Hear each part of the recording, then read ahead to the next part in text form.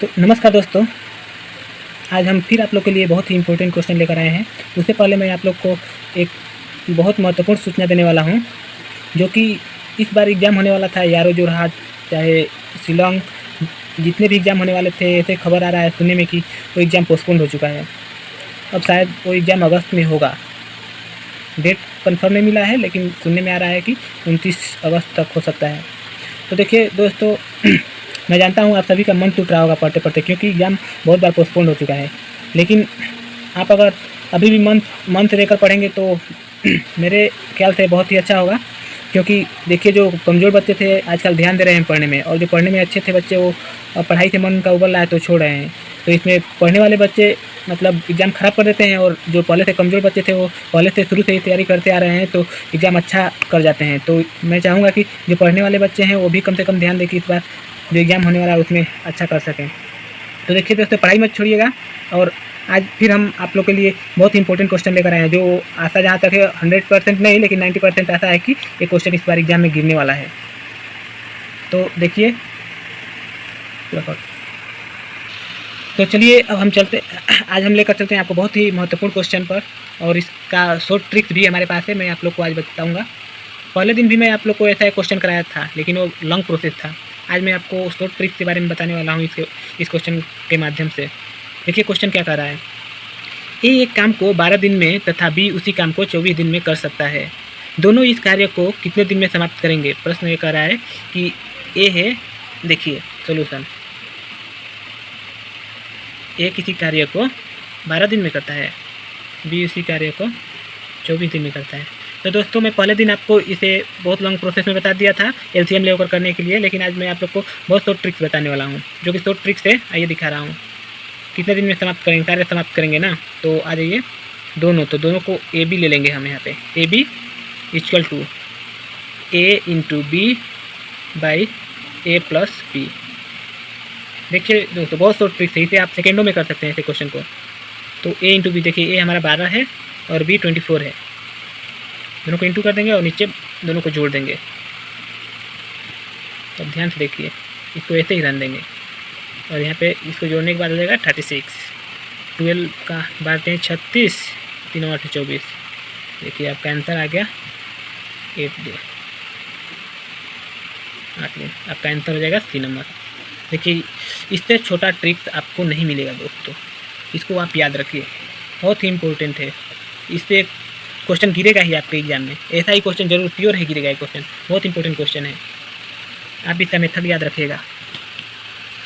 तो चलिए अब हम अगले प्रश्न पर बढ़ते हैं। देखिए अगला प्रश्न क्या कर रहा है।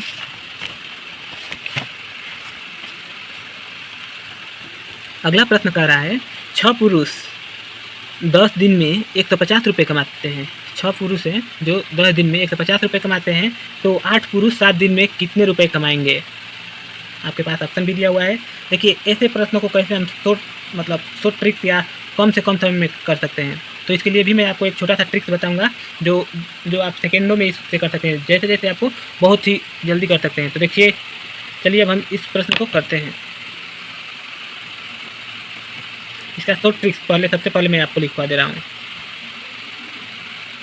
E1 by A into B equal to E2 by, यहाँ पे A1 थी तो B1, यहाँ पे A2 B2, ठीक है। तो देखिए यहाँ पे अब हम यहाँ पे पुट करेंगे। सबसे पहले यहाँ पे A1 जो है A1 पुरुष, B1 जो है दिन, और E1 जो है कितना कमाता है।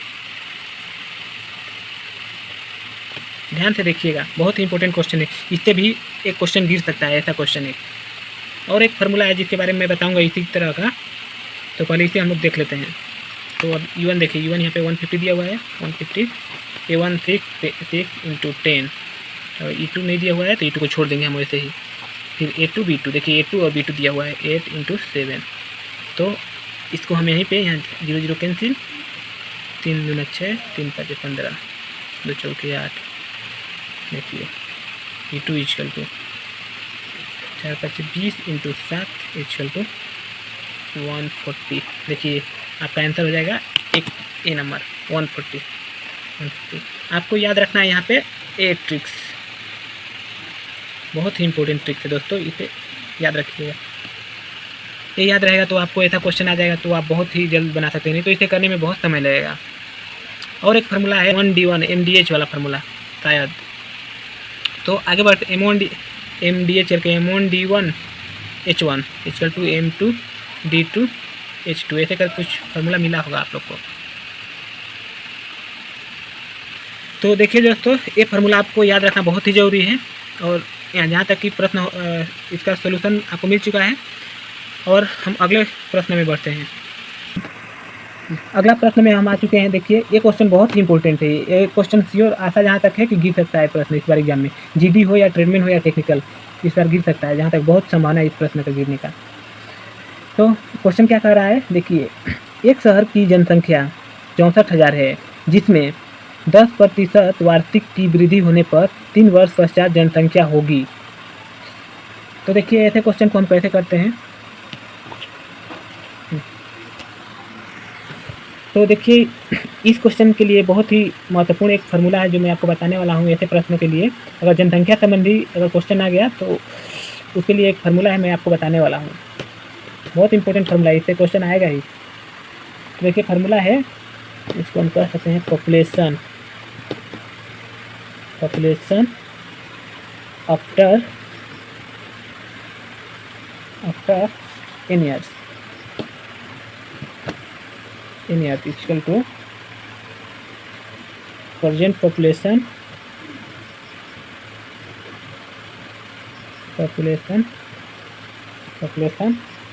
into 1 plus r/100 into t। देखिए दोस्तों, इसको पॉपुलेशन आपको पता ही होगा, इसे ह्यूमन पॉपुलेशन को जनसंख्या बोलते हैं, आफ्टर मीन्स बाद और n years। तो यहाँ पे अब देखिए प्रेजेंट पॉपुलेशन मतलब वर्तमान जनसंख्या, तो वर्तमान जनसंख्या दिया हुआ है यहाँ पे 64,000, तो 64,000 इंटू 1 प्लस देखिए दर दिया हुआ है यहाँ पे 10/10 कितने समय में, देखिए टी टाइम यहाँ पे दिया हुआ है 3 वर्षों के लिए, तो 3, अब इसको हम लोग 12 कर देंगे। यहाँ पे एलसीएम ले लेंगे इसका, तो हो जाएगा 110/100, और ऊपर 3 है तो 3 बार इसे लिख देंगे। यहाँ पे 2 0 1 3 0, यहाँ पे 3 0 कैंसिल, 1 0 1 0 कैंसिल, 1 0 2 0 1 0 2 0 कैंसिल। अब बच गया 64 इंटू 11 होता है 121 11। अब इन तीनों को गुणा कर देंगे तो हमारा आंसर आ जाएगा 841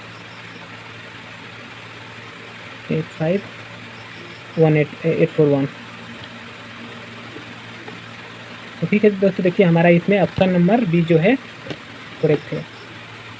इसके लिए ऐसा जनसंख्या संबंधी कोई क्वेश्चन आएगा दोस्तों तो इस फार्मूला पे एकदम हो ही जाएगा।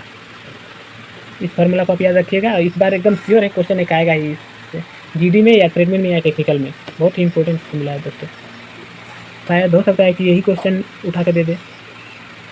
तो दोस्तों अब हम बढ़ते हैं अगले प्रश्न पर। अगला प्रश्न क्या कह रहा है, नीचे दिए भिन्न का जीसीएम निकालिए। देखिए दोस्तों परीक्षा में ऐसे ही क्वेश्चन बुलाता है। देखिए अगर आपको पता नहीं होगा कि जीसीएम का अर्थ क्या होता है तो आप परीक्षा में इस क्वेश्चन को गलत करके चले आएंगे। जीसीएम का अर्थ होता है एचसीएफ, और ऐसे ही परीक्षा में क्वेश्चन घुराता है, एकदम इम्पोर्टेंट है दोस्तों, आप याद रखिएगा इसे। तो अब निकालना है। देखिए दोस्तों बहुत लोगों को नहीं पता होगा अभी निकालने के लिए, परीक्षा में दिया हुआ प्रश्न है, एग्जाम में दिया था इंडियन आर्मी के पिछले कई बार तो पहले प्रश्न दिया था। नीचे दिए गए भिन्न का जीसीएम निकालिए। तो बहुत सारे बच्चे गलत भी किए थे और जिनको पता था वो तो किए ही होंगे, लेकिन मेरे अनुसार मुझे लगता है बहुत लोगों को नहीं पता होगा। तो आज मैं इसके बारे में बताने वाला हूँ। देखिए तो जीसीएम का मतलब होता है एचसीएफ मतलब मस। तो भिन्न का मस कैसे निकालते हैं मैं आज आप लोग को बताने वाला हूँ। देखिए दिया हुआ है क्वेश्चन 4/9 10/21 एंड 20/63। तो देखिए इसे निकालने का एक फॉर्मूला है एचसीएफ या जीसीएम। ऊपर का जो होता है एचसीएफ लेते हैं हम लोग, एचसीएफ, नीचे का एलसीएम। ऊपर भाग का एचसीएफ निकाल लेंगे और नीचे का एलसीएम। आपका वही हो जाएगा इसका HCF। तो ऊपर दिया हुआ है 4, 10, 20, ये 2 × 2, यहाँ पे हो जाएगा 2 × 5, 2 × 5। तो देखिए इस तीनों में एक ही कॉमन है जो है 2, तो इसका HCF हो जाएगा 2। और LCM तो सब हो जाता है 2 2, तो इसका LCM हो जाएगा 63। LCM मतलब सब होता है तो सब ले लेंगे। तो HCF हो गया 2/63। देखिए आपको ऑप्शन में कैसे घुराया है, कहीं 2/126 दे दिया। यहाँ पे देखिए आपका ऑप्शन नंबर C सही है, ऑप्शन नंबर C सही है। देखिए स्कूल आ दिया, यहाँ पे 63/2 कर दिया। तो कोई गलत कर सकता है, कोई LCM को HCF कर सकता है, HCF को LCM कर सकता है। तो आपको ये पता होना चाहिए भिन्न का HCF निकालने के लिए, तो आप इनका सही करेंगे। देखिए इस बार दे भी सकता है प्रश्न, लेकिन आपको पता होना चाहिए। तो चलिए दोस्तों हम अब अगले प्रश्न की ओर बढ़ते हैं। तो दोस्तों अगला प्रश्न हमारा कर रहा है कि 12 तथा 30 का तृतीय अनुपाती तथा 9 एवं 25 का मध्य अनुपाती का अनुपात क्या है। देखिए दोस्तों ये बहुत अनुपात और समानुपात से बहुत ही इंपॉर्टेंट क्वेश्चन है। मध्य अनुपाती, तृतीय अनुपाती और एक चतुर्थ अनुपाती होता है। इससे ये क्वेश्चन गिरता ही है हमेशा एग्जाम में, एकदम 100% श्योर है कि ये क्वेश्चन आएगा ही। तो देखिए मैं इसके बारे में बहुत ही शॉर्ट ट्रिक्स बताने वाला हूँ, जिससे आप इसे सेकेंडों में इस सवाल को कर सकते हैं। परीक्षा में इसे भूलेंगे भी नहीं, एक बार देख लेंगे तो। देखिए इसको कैसे हम लोग करते हैं। सबसे पहले तो फार्मूला हम लोग जान लेते हैं तृतीय अनुपाती का क्या होता है। तृतीय अनुपाती निकालने के लिए फार्मूला आता है B²/A। मध्य अनुपाती का होता है मध्य अनुपाती का होता है AB √, × B। तो देखिए तृतीय अनुपाती कैसे निकालेंगे। देखिए 12 और 30 दिया हुआ है, तो 12 को A मान लेंगे और 30 को B मान लेंगे। तो तृतीय अनुपाती यहाँ पे सबसे पहले तृतीय अनुपाती निकालते हैं। तृतीय अनुपाती B²/A, तो B दिया हुआ है यहाँ पे 30, यहाँ पे मान लेंगे A = 12, B = 30। तृतीय अनुपाती में देखिए B² दिया हुआ है, तो B² 30, 30 का स्क्वायर 30 × 30 और A जो है 12। अब इसको कट कर देंगे, 12 × 36। देखिए आपका आंसर आ गया 15×5 = 75। और मध्य अनुपाती, अब आ जाते हैं हम मध्य अनुपाती पर। मध्य अनुपाती का फॉर्मूला आता है √AB। देखिए यहाँ पे इसका A का वैल्यू दिया हुआ है 9, B का वैल्यू दिया हुआ है 25। तो मध्य अनुपाती होता है √AB, तो A दिया हुआ है 9 और 25।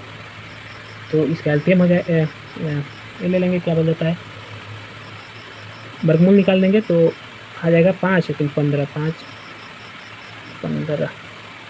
तो ऐसे लिख सकते हैं 225 का स्क्वायर रूट होता है 15। तो अभी हमारा आ चुका है, दोनों का मान आ चुका है, लेकिन इसका अनुपात पूछा है। अनुपात हम निकाल लेंगे यहाँ पे।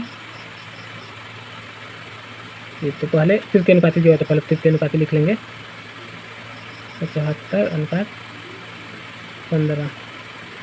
तो हो जाएगा 5:1। इसको कैंसिल करेंगे तो आपका ऑप्शन नंबर A हो जाएगा। देखिए AB। देखिए मध्य अनुपाती निकालने का फार्मूला और तृतीय अनुपाती निकालने का फार्मूला आप याद रखिए, बहुत ही इंपॉर्टेंट क्वेश्चन है। इससे क्वेश्चन आएगा ही। 29 अगस्त को शायद एग्जाम होगा इंडियन आर्मी का, उसमें एक प्रश्न पूछेगा ही। तो आपका ऑप्शन नंबर B होगा। तो दोस्तों हम अब अगले प्रश्न पर बढ़ते हैं। अगला प्रश्न है अनुपात से ही। अगला प्रश्न कर रहा है 0.2, 0.12 तथा 0.3 का चतुर्थ अनुपाती क्या होगा। तो दोस्तों चतुर्थ अनुपाती का जो फार्मूला होता है मैं आप लोग को बता दे रहा हूँ। चतुर्थ अनुपाती इक्वल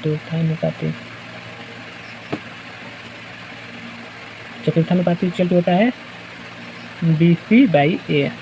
देखिए यहाँ पे A दिया हुआ है, B दिया हुआ है, C दिया हुआ है। तो हम डायरेक्ट इसको सोल्व कर दे रहे हैं। BC देखिए B दिया हुआ है 0.12 इंटू C दिया हुआ है 0.3 और A दिया हुआ है 0.2। देखिए यहाँ पे पॉइंट है, यहाँ पॉइंट है कैंसिल, और यहाँ पे देखिए पॉइंट है, तो इसके लिए हम लोग नीचे 100 ले लेंगे। 2 × 6 = 12, 17 18 बताओ 100। देखिए 2 पॉइंट है, तो 2 पॉइंट के बाद 10 होने लगा 0.1 है। अब आंसर आ गया। देखिए तृतीय अनुपाती, चतुर्थ अनुपाती और मध्य अनुपाती से एक क्वेश्चन रहेगा ही आपके एग्जाम में। देखिए 0.18 आया, आपका ऑप्शन नंबर 30 है, 0.18। आप सबसे ज़रूरी है आपको इसमें फार्मूला याद रखना, क्योंकि फार्मूला याद रहेगा तो प्रश्न आप कैसे भी बना सकते हैं। ठीक है दोस्तों, अब अगले प्रश्न पर हम बढ़ते हैं। देखिए अगला प्रश्न बोल रहा है मान ज्ञात करने के लिए। देखिए दोस्तों, क्वेश्चन तो देखने में बहुत ही ईजी लग रहा है, लेकिन प्रश्न एक बार आ चुका है एग्जाम में, इंडियन आर्मी के एग्जाम में पूछ चुका है। बहुत लोग को पता होगा, बहुत लोग को नहीं भी पता होगा। तो दोस्तों इसे हम लोग कई तरह से कर सकते हैं। तो देखिए आजकल इंट्रेंस मतलब बहुत ही एग्जाम मतलब कोई खास टफ नहीं हो रहा है, लेकिन बहुत ही लोग आजकल ये हो गए शॉर्ट ट्रिक्स खोज रहे हैं। तो मैं आप लोग को वो लॉन्ग प्रोसेस में नहीं बता के शॉर्ट ट्रिक्स में बताऊंगा कि आपको मतलब एग्जाम में आसान हो, जल्दी कर सके क्वेश्चन। तो देखिए इसे हम कैसे सोल्व करते हैं। सोल्यूशन अगर इस देखिए अगर लॉन्ग प्रोसेस में करना होगा तो इसे हम x मानकर ऐसे कर सकते हैं, √2 लेकर कर सकते हैं, प्लस √2 करके ऐसे करके हम कर सकते हैं इसे। और अगर हमें शॉर्ट में करना है तो शॉर्ट के लिए मैं आपको बता रहा हूँ कैसे करेंगे। देखिए यहाँ पे √2 है तो हम लोग ऐसे √2 को छोटा कर सकते हैं, ऐसे लिख सकते हैं 1 × 2। हाँ देखिए इसमें एक ट्रिक्स है। देखिए यहाँ पे बीच में ये प्लस का चिन्ह दिया हुआ है ना, प्लस का चिन्ह, ये प्लस का चिन्ह। अगर यहाँ पे प्लस का चिन्ह रहेगा तो ये ऐसे पहले इसको छोटा कर लेंगे, जितना छोटा हो पाएगा इस अंक को छोटा कर लेंगे। उसके बाद अगर प्लस का चिन्ह रहेगा बीच में तो बड़ा वाला को ले लेंगे आंसर के लिए। अगर माइनस का चिन्ह रहेगा तो छोटा वाला को लेंगे। हाँ तो देखिए आपका आंसर हो जाएगा डायरेक्ट 2 और रूट नहीं रहेगा आंसर। देखिए ऑप्शन नंबर C। बहुत ही इंपॉर्टेंट क्वेश्चन है। अगर यहाँ पे दोस्तों माइनस रहेगा तो 1 को लेंगे और प्लस रहेगा तो 2 को लेंगे, याद रखिएगा हमेशा। नहीं तो अगर लॉन्ग प्रोसेस में करना होगा तो देखिए बहुत सारे क्वेश्चन एग्जाम में छूट जाएंगे इसी को करते करते क्वेश्चन को, और हो सकता है कि रिजल्ट भी खराब हो सकता है, मेरिट में नाम ना आए। इसलिए तो ट्रिक्स याद रखेंगे तो आपके लिए बहुत ही काम करेगा। तो दोस्तों आज के लिए बस इतना ही। और जहाँ तक अगर आपको वीडियो अच्छा लगा हो या कहीं प्रॉब्लम हो क्वेश्चन में, या आपके पास कोई मन में क्वेश्चन आ रहा हो तो प्लीज़ कमेंट करें और ज़्यादा से ज़्यादा वीडियो को लाइक और शेयर सब्सक्राइब करें। Thank you.